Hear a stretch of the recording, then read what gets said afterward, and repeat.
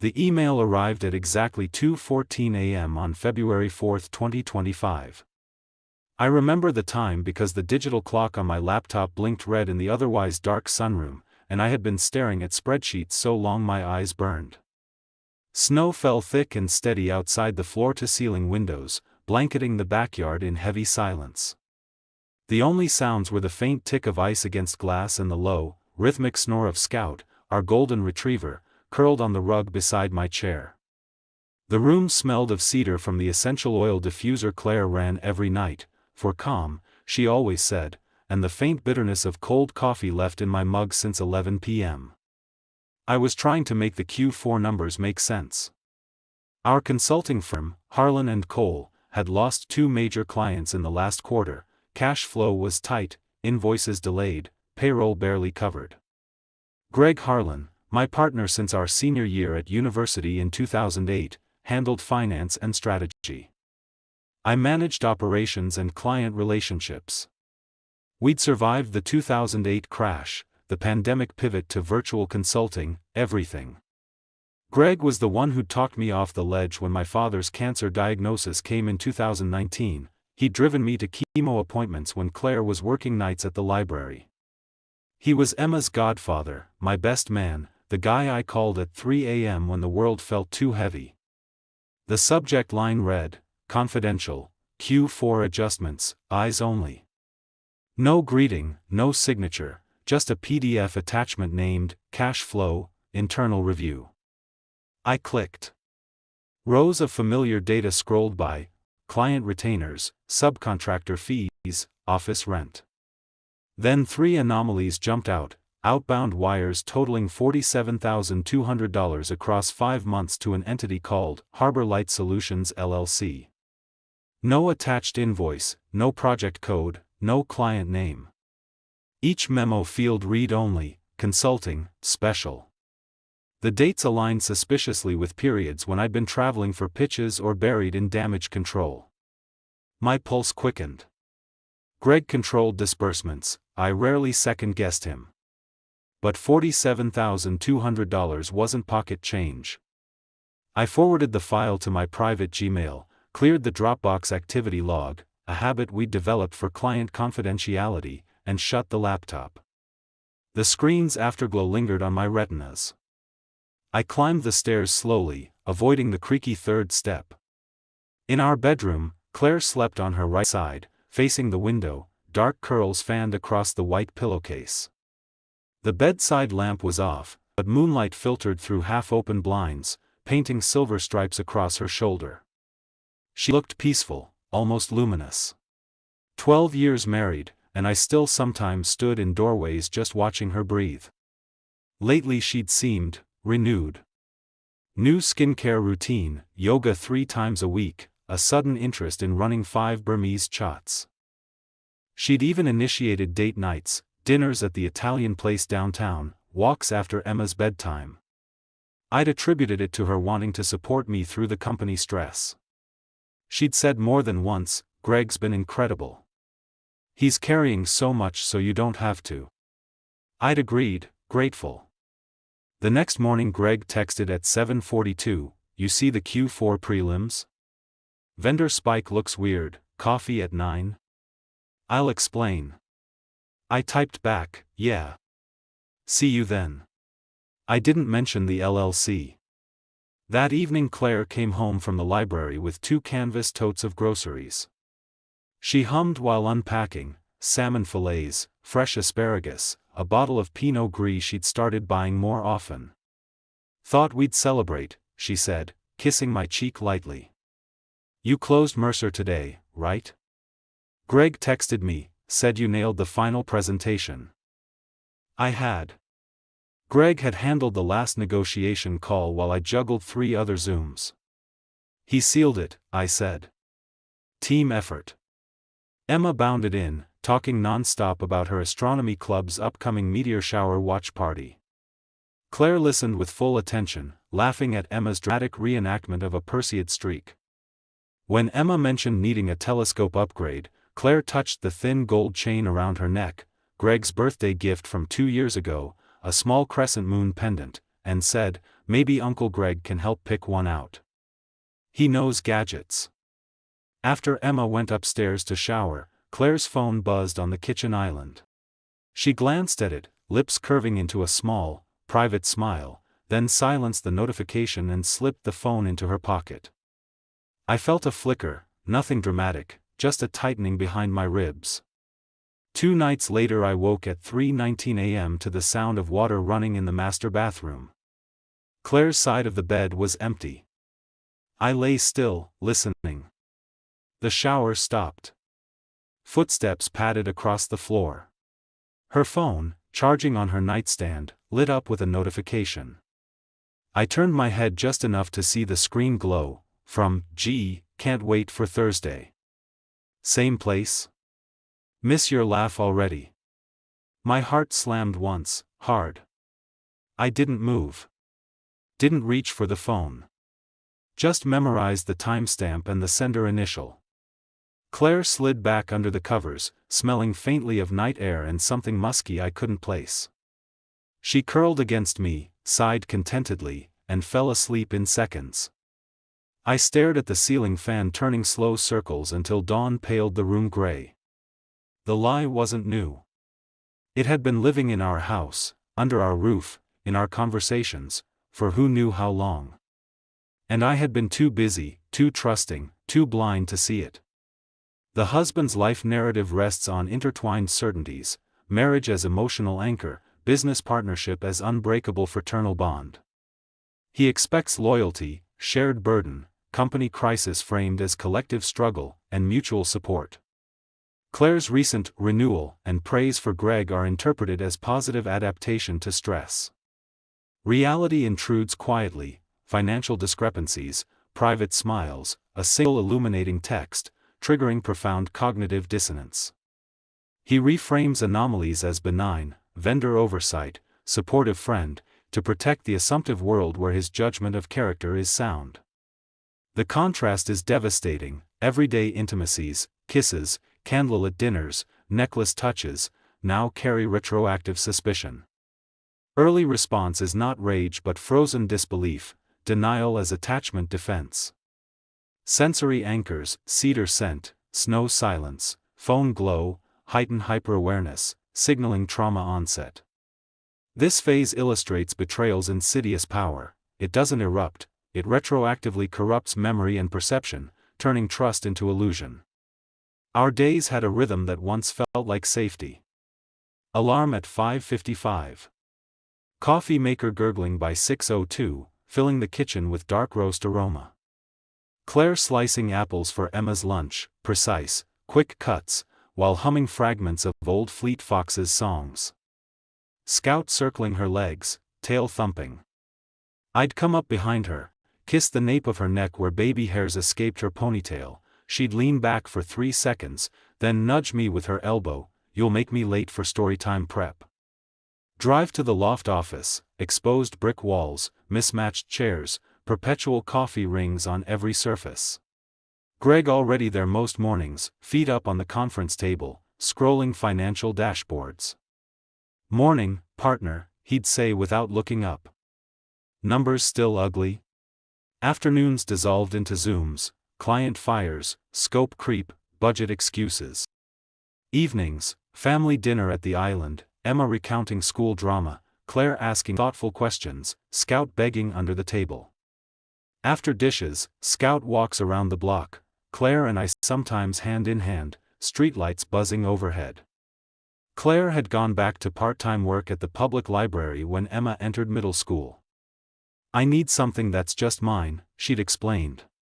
Lately the "just mine" expanded: evening volunteer committees, book club planning, author readings. She returned home energized, cheeks pink, eyes bright, carrying the faint scent of library dust mixed with cedar and something warmer, almost spicy. Greg started dropping by the house more often. "Your payroll software's a disaster," he'd say, laptop open on our dining table while Emma did homework nearby. "I'll fix the export bugs, save you a headache." Claire brought him coffee without being asked, thanked him with a hand on his shoulder. "You're a lifesaver, Greg." "Seriously." Small financial shadows appeared. Joint credit card charges, $189 at a boutique hotel downtown, client lunch write-off, Claire said once when I asked, $72 at a day spa she never mentioned, $47 at a wine bar on a night she'd claimed was late committee. I let them slide. Quarter was brutal, stress high. Emma noticed first, quietly. One evening while we walked Scout she said, "Mom's always on her phone now. She smiles like it's telling her a secret joke." I laughed it off. Probably funny library memes or something. Claire's mood swung more sharply. She cried suddenly, over a sappy commercial, a news story about a sick child. "Hormones," she'd say, wiping her eyes. I'd pull her close, she'd whisper against my chest, "You're working so hard. I'm so proud of you." Her hugs felt tighter, almost desperate. Greg joked about his own life, "Fantasy football killed me again this week. I'm terrible with money off the clock." I wondered, half seriously, if the mystery transfers were covering some private gambling habit. It would explain the secrecy, the special project memos. Claire suggested a weekend getaway, just us, no phones, no spreadsheets. We booked a lakeside cabin for mid-March. 2 days before departure she cancelled, library emergency, big donor event fell through, they need all hands. Greg immediately offered, "I can stay over, keep Emma company. Lauren's got the kids at her mom's anyway." I thanked him but declined. Emma could stay with my sister. Claire wore the gold crescent moon necklace Greg gave her almost every day now. When she was anxious or thinking, her fingers found it automatically, twisting the pendant. I used to find the gesture endearing. One night I woke to find her side empty again. Bathroom light spilled under the door. I heard soft laughter, hers, then a whispered, "Shoo, he'll wake up." Phone call? She returned smelling of cold night air and that musky note. "Couldn't sleep," she murmured, sliding close. "Bad dream about work." I held her. Said nothing. But sleep didn't return. The signs weren't fireworks. They were slow erosions, small, cumulative, easy to dismiss when you're exhausted and grateful for any support. Until that glowing notification made dismissal impossible. The husband's primary error was systematic minimization, reinterpreting accumulating red flags, late nights, unexplained charges, Greg's constant presence, emotional volatility, necklace touches, as benign support during crisis. This reflects conflict-avoidant attachment. Preserving the family/business unit felt safer than risking confrontation. Claire's mistake lay in extreme compartmentalization, upholding loving wife/mother role while conducting the affair, with guilt leaking through tears, over-affection, and defensiveness. Greg exploited proximity and trust for personal gratification. Emma's innocent observations functioned as early warning mirrors, revealing family system disruption. Central lesson: intuition ignored erodes self-trust, unchallenged inconsistencies compound into catastrophe. Early, uncomfortable directness, probing questions, joint account reviews, could interrupt escalation. Denial provides temporary emotional homeostasis but exacts devastating interest. Eventual truth restores agency, even at the cost of dismantling the illusion-based life. Suspicion isn't dramatic. It's a low-frequency vibration that slowly drowns out everything else. I began checking statements methodically, late at night, laptop in the sunroom, Scout asleep at my feet. The LLC was a Delaware shell company. Public records showed only a P.O. box in our city. Transfers aligned precisely with Claire's late committee meetings and my out-of-town trips. Her phone behavior tightened, passcode changed to something new. I tried Emma's birthday, failed, notifications permanently silenced, device always face down or in her pocket. One afternoon in the car outside Emma's piano lesson I saw her typing rapidly, small, secret smile, then she caught my eye in the rearview mirror and slipped the phone away. Greg's demeanor shifted subtly. More backslaps, more partner jokes laced with something forced. Over beers one Friday he said casually, "If things get too stressful here, man, we could talk buyout. Give you breathing room." I laughed it off. Inside, alarms shrieked. A neighbor, Mrs. Callahan from across the street, mentioned casually while collecting her mail, "Saw Claire's car at your office building late last Tuesday. Thought she was dropping something off for you." I thanked her, stomach leaden. I followed Claire once. Left work early, told Greg I had a migraine. Parked 2 blocks from the library, watched her pull out at 8:15 p.m., drive not home but to a small coffee shop on the east side. Greg's black Audi arrived 7 minutes later. They sat in a corner booth, heads close, her hand resting briefly on his forearm. No kiss I could see through the window. But the posture was intimate, unguarded. I sat in my car shaking, heater blasting, until they left separately. Emma's art project that month, 4 stick figures, me, her, Claire, Scout, then a 5th labeled Uncle Greg standing very close to Mom. Family plus bonus, she explained brightly. I forced a smile. Claire cried more frequently, sudden, unexplained tears. Once over breakfast she stared out the window at falling snow and whispered, "Everything feels so fragile." I asked what she meant. She shook her head, hugged me hard. "Just tired." I asked Greg about Lauren one afternoon in the office. He sighed, rubbed his face. "Rough patch. We're in counseling. She thinks I'm checked out." Sympathy warred with suspicion. Was Claire the checked out part? Then Emma found the second phone. It was a cheap burner-style model, hidden inside one of Claire's winter boots in the hall closet. Emma was looking for her missing mitten. "Mom has a secret phone?" she asked, holding it up. I took it gently. Screen locked, but passcode was Emma's birthday. Inside, dozens of messages from G. "Miss your voice. Thursday was perfect, same time next week." Photos, Claire in lingerie I'd never seen, hotel bedsheets, a cabin interior that looked exactly like the one we'd booked and cancelled. I copied everything to an encrypted drive. Hands trembling. The web was tightening.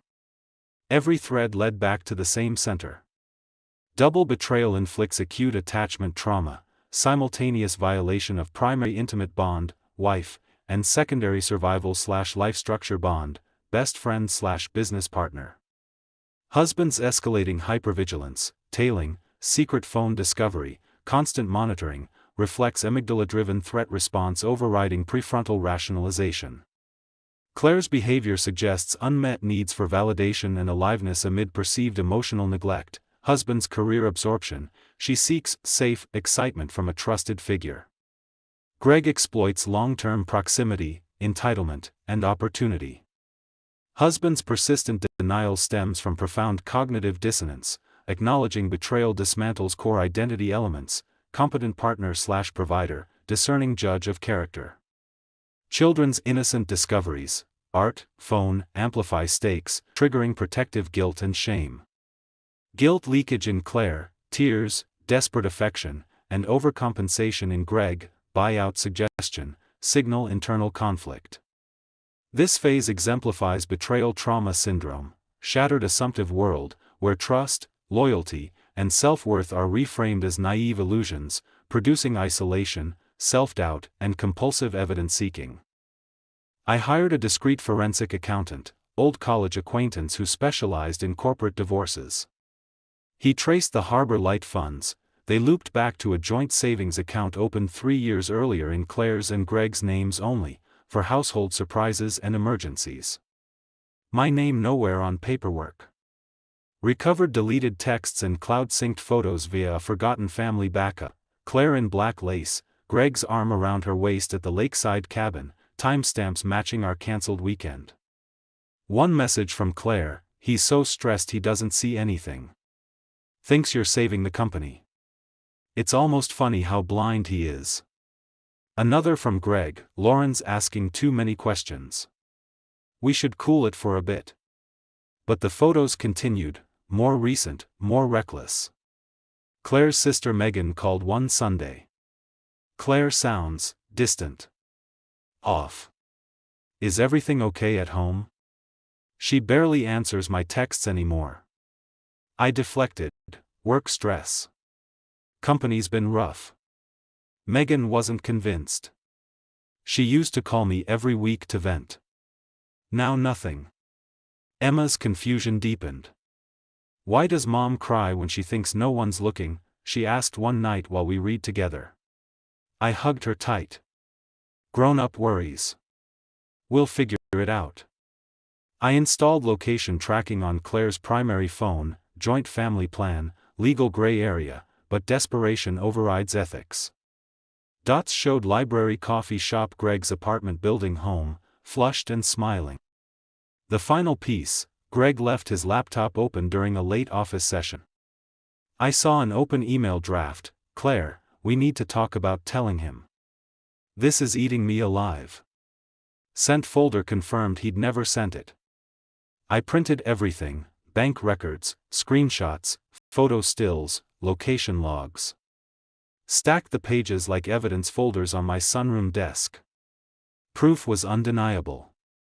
The only question left was how to survive the explosion. Relationship/system collapse unfolded in clear stages: initial denial, reframing anomalies as support, growing suspicion, hypervigilance, active investigation, forensic tracing, recovery of deleted content, evidentiary threshold, irrefutable documentation. Point of no return arrived with concrete, multi-sourced proof, secret joint account, explicit messages/photos, child's accidental discovery. Reconciliation became realistically impossible once betrayal's duration, 19+ months, depth, personal/professional overlap, and deceit level were confirmed.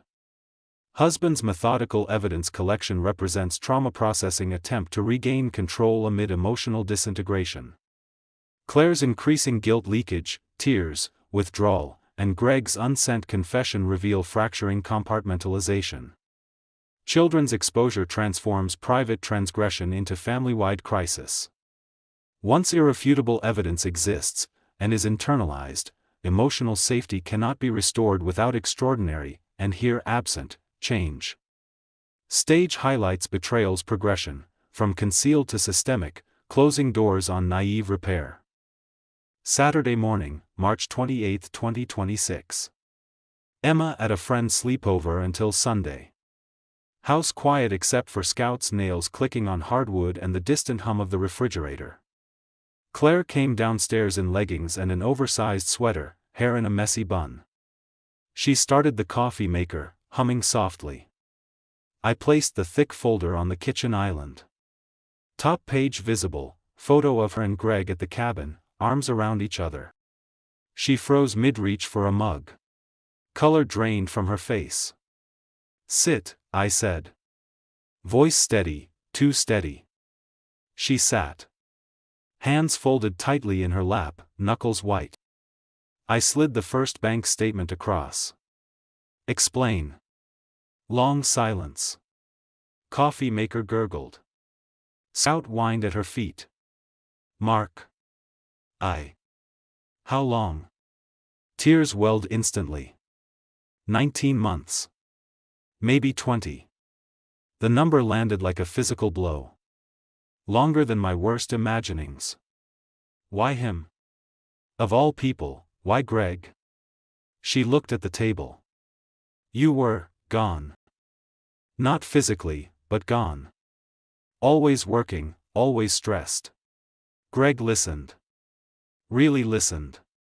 He understood the pressure, the loneliness. It started as talking, then more.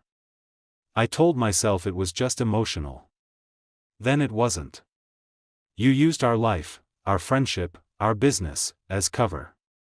I never wanted to lose you. Or Emma. Or this house. I thought I could keep it separate. But you couldn't. Fresh tears. I love you. I still do. But I fell in love with him too. It wasn't planned. It just happened. Greg wanted to tell me? She nodded slowly. He tried.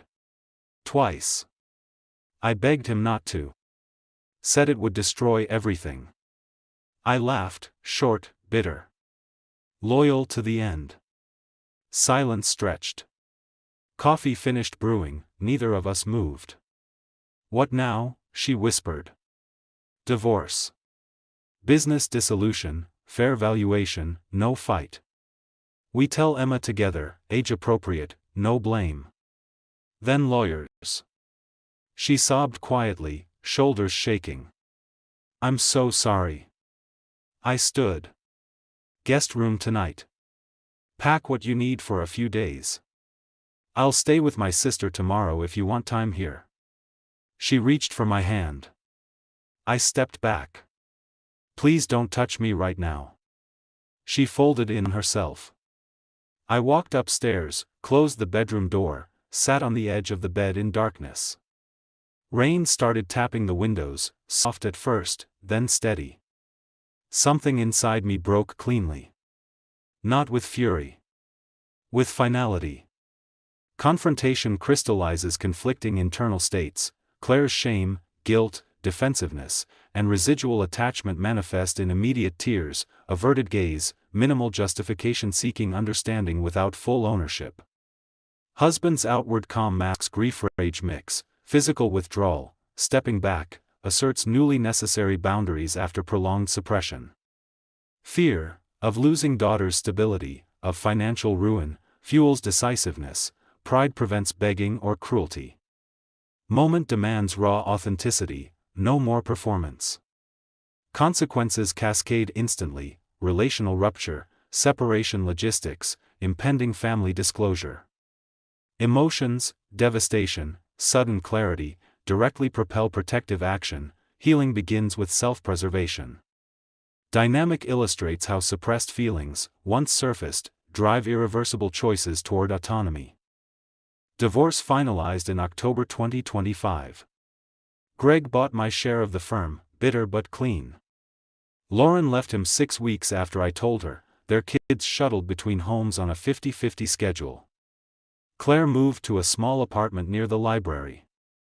Co-parenting was awkward, drop-offs at neutral locations, brief polite exchanges, but we kept it civil for Emma.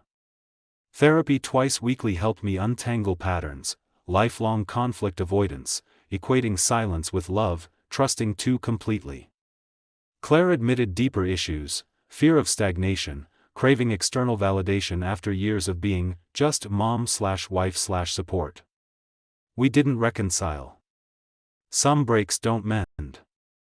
But spring 2026 brought gradual light. I started running before dawn, cold air burning lungs, pavement steady under shoes. Joined a local running club, met people who knew nothing of my history. Read books I'd shelved for years. Took Emma to planetariums, meteor showers, science museums. Scout still slept at the foot of my bed. One June evening I sat on the front porch watching fireflies blink in the deepening dusk. Emma joined me, legs dangling over the step. You seem calmer, Dad, she said quietly. Like, you're breathing easier. I put my arm around her shoulders. I think I am. The betrayal had broken me open, shattered illusions, trust, self-image. But the pieces, reassembled slowly and deliberately, felt stronger. More honest. I forgave Claire, not to excuse her choices, but to release the poison I'd carried. Forgave Greg for the same reason.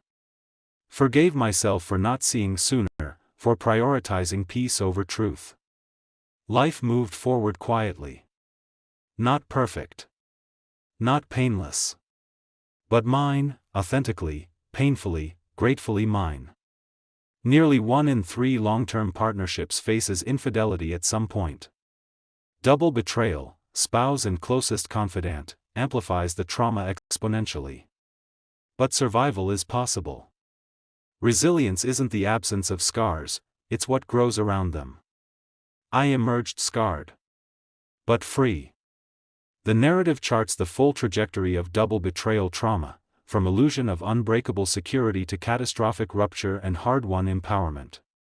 Husband's arc parallels complicated grief overlaid on betrayal trauma, shock/denial, minimizing clues as support, bargaining, reframing Greg's involvement, anger/investigative hyperfocus, depression, confrontation grief, acceptance/rebuilding. Core injury, simultaneous violation of primary attachment, marriage, and secondary life structure attachment, best friend/business partner, producing compounded distrust, identity fracture, and shattered assumptive world. Claire's motivations, feeling unseen, seeking vitality/validation, reflect midlife relational crisis. Greg's opportunism exploits proximity, entitlement, and shared history. Children's innocent exposure, art, phone discovery, escalates private transgression into family system trauma.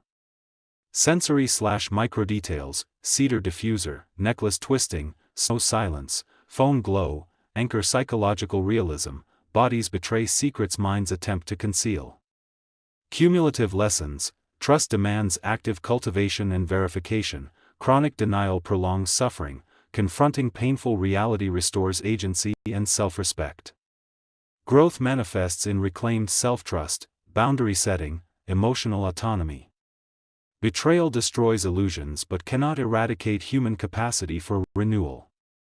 Resilience emerges not despite profound wounds, but through their integration, life irrevocably altered, yet authentically owned. Universal insight, even the deepest relational betrayals leave room for rebuilding. Survival forges anti-fragility, turning breakage into stronger, more conscious foundations.